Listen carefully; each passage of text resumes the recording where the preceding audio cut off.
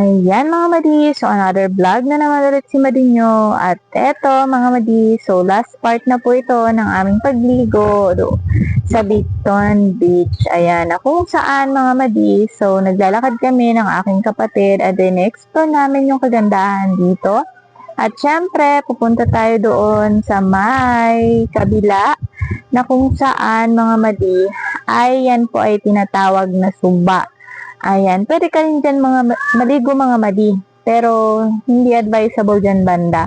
So doon sa unahan meron pong paliguan doon na kung saan doon din po ako naglambite na ala ala Perry Walk po no pero hindi man o diba? So napakaganda dito mga madi. Maganda mamasyal. Ayan, ine-explore namin ng aking kapatid para naman 'di ba?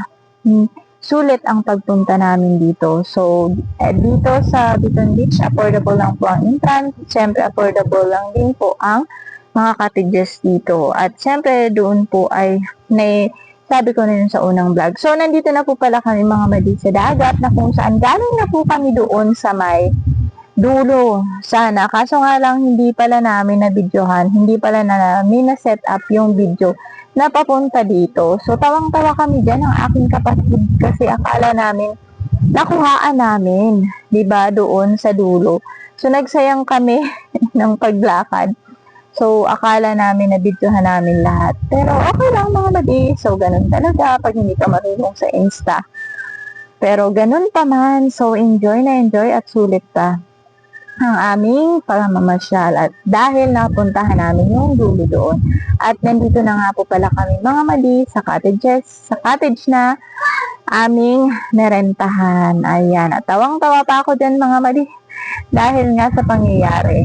O, diba? Pero kaya paman, so tuloy lang ang ating pagbibidyo. Ayan, at enjoy na enjoy. Ayan, tumitingin silang lahat kasi yun nga sinabi namin. At syempre yung aking kapatid. So, for the video naman dito sa aking sisterette. O, diba? Ayan. So, maraming salamat po sa lagi niyong pagsubaybay sa aking video, mga madi. Ayan. So, hope na nag-enjoy po kayo dito sa last part ng aming pagliligo. Ayan, medyo nabubulol pa ako mga matino, diba? So, don't forget to comment, like na rin, or pusuan mo na rin kung nagustuhan mo tong video na to. At syempre, kung gusto mo, pa-share na rin para naman masaya. O, diba? So, thank you for watching and enjoy. See you on my next vlog.